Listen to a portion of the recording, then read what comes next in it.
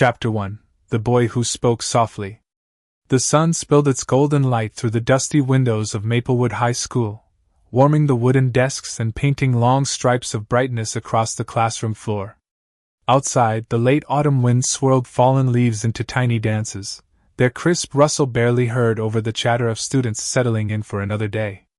At the back of the class sat Alex Carter, his dark hair falling slightly over his forehead as he quietly arranged his books. He always came early, partly because he liked the calm before everyone arrived, and partly because it gave him a reason not to walk into a room already full of eyes. Alex wasn't the kind of boy who sought attention. He rarely spoke unless spoken to, and even then, his voice was so gentle it was like the whisper of a page turning. He was polite, never rude, never mocking, a quiet presence in a noisy world. At the opposite side of the classroom sat Beauty Lane. Her name suited her. Not only because of her warm brown eyes and soft smile, but because she carried a kindness that made people feel at ease. Beauty wasn't the loudest in the room, but she was the kind who remembered birthdays, who helped classmates with homework without being asked, who offered her lunch to anyone who forgot theirs. Though Alex and Beauty had shared the same class for almost 3 years, they had never said a bad word to or about each other.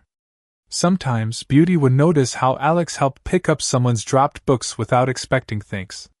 Sometimes, Alex would glance up and see Beauty laughing softly with friends, her eyes full of light. And then he'd look away quickly, afraid she might notice.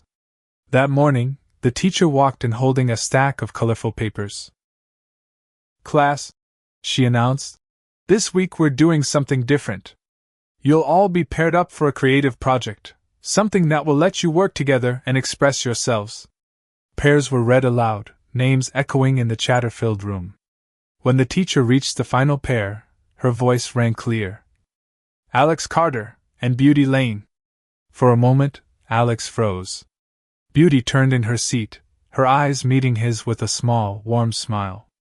Alex's chest tightened. He gave a tiny nod in return, though words failed him. Something told him this week was going to be different. Chapter 2. The First Conversation. When the lunch bell rang, students hurried outside, leaving the classroom almost empty. Beauty lingered near the window, clutching her notebook. Alex, still at his desk, was sketching absent-mindedly in the corner of his math notebook, something he often did when no one was watching. Beauty walked over, her steps light. "Hi, Alex," she said softly. Alex looked up, slightly startled. "Oh, hi. I guess we're partners now." She smiled. He nodded, unsure what to say. "Yeah." Beauty leaned a little closer.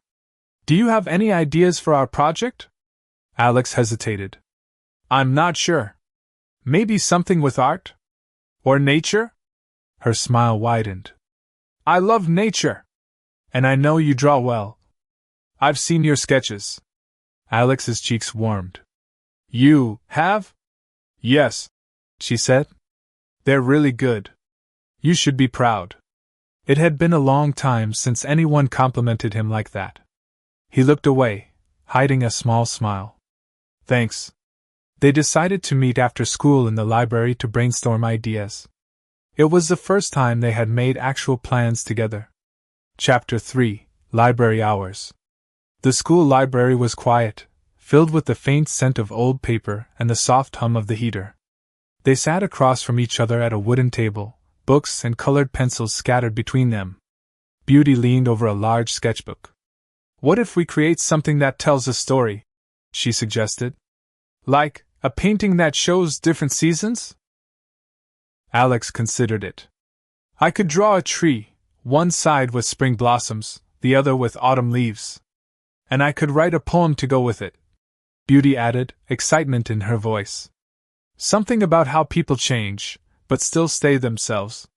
They worked in comfortable silence, occasionally exchanging ideas.